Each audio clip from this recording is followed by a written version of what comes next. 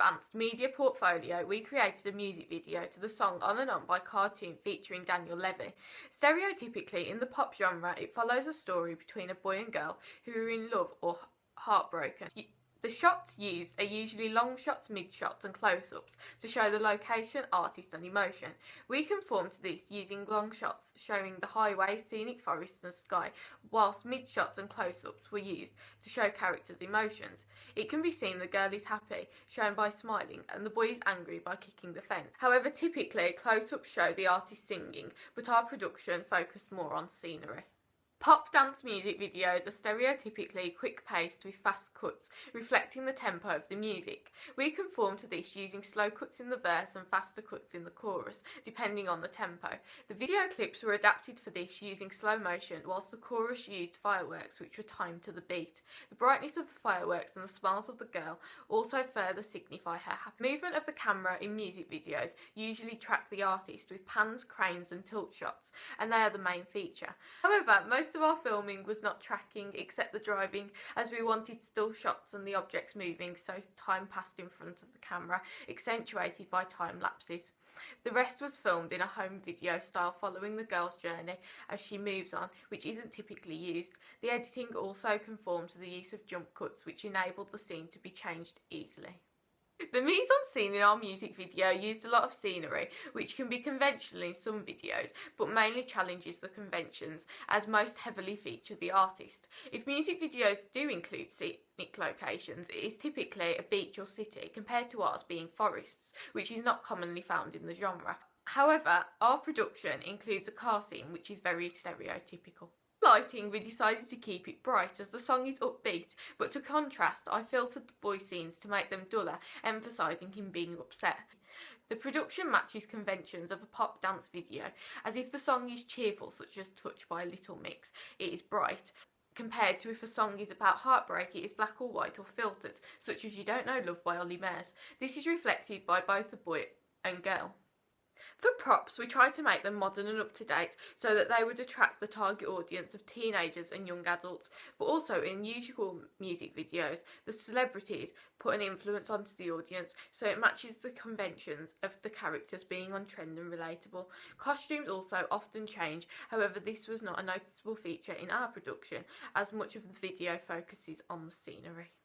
The Todorov theory of narrative is also shown through a disturbance of the ending of a relationship and a realisation by the boy. However, we challenged the theory by including no equilibrium, specifically for the boy. We also challenged the male gaze theory by Laura Mulvey, as the girl is not sexualised, which is commonly found in music videos.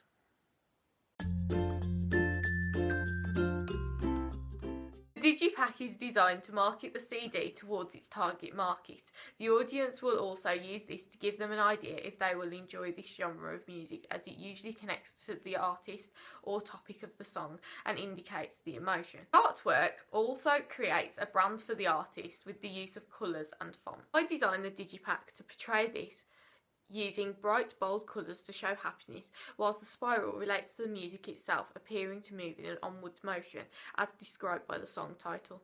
Using geometric shapes and block colours conform to the conventions of a pop and dance song, where many artists such as Clean Bandit and Calvin Harris opt to include these instead of images of themselves, as this minimalistic design appears to be on trend. As Cartoon is not the vocals on the album, it also conforms to not using the artist as the focus. Including the title and artist name, this is a regular feature on a CD front cover. I also decided to keep the cover gender neutral so that it would widen our target audience, as the song is not gender specific. Back cover matches all conventions of a usual Digipack, with a simple background keeping all focus on the artist's name at the top and then the song centred in a list. There is also a barcode in the bottom right corner and the record label, however we could not include any further details or writing as the song is non-copyright, so had less available about it. The night sky in the background also keeps the whole album design flowing throughout. The spine picks out the most prominent colour of the front cover, with the font we chose for the artist being simplistic, keeping all focus on the song name, which is clear. I also designed 2 previous attempts of the Digipack, but I decided these did not conform to enough conventions, whilst also looking unpolished and unprofessional. Both included links to our music video, but did not conform to the usual CD covers. On the firework cover, it appeared too busy, whilst the jump did not give the correct effect of being joyful and looked more awkward. The font also did not seem as professional, so we decided to use a different font in the finished product that could then be used throughout other products as part of the brand, becoming a recognisable font for the audience. The second cover, featuring the boy, we attempted to conform to a stereotypical CD cover featuring the artist, which usually creates a sexualisation and appeal to the audience, whilst the face again adds to the brand, making the artist relatable. However, this image did not portray this, and the album looked unwelcoming from the dull colours, whilst the font again did not look right. We researched magazine covers so ours match the conventions, such as the artist being the focus on the front, as this adds an appeal to the audience, and by the boy looking straight at the camera, it creates a more personal feel, making the artist more relatable and adds a face for the brand that is developed through marketing. The photo of the boy also conforms to conventions, as it is a mid-shot, which is often used by magazines. However, he is not sexualised, which goes against many magazine covers where men may appear topless. We also decided to create the magazine using the house style. Therefore, this cover conforms to the conventions of Billboard magazine, whilst other music magazines vary, in some not including side articles. However, this seemed important to include in ours, as it shows how the audience's attention can be grabbed in other aspects, such as the word win, whilst the bright colours stand out and catches the reader's eye. As the second biggest font, we included the artist's name and an intriguing tagline that would make the reader more inclined to pick it up.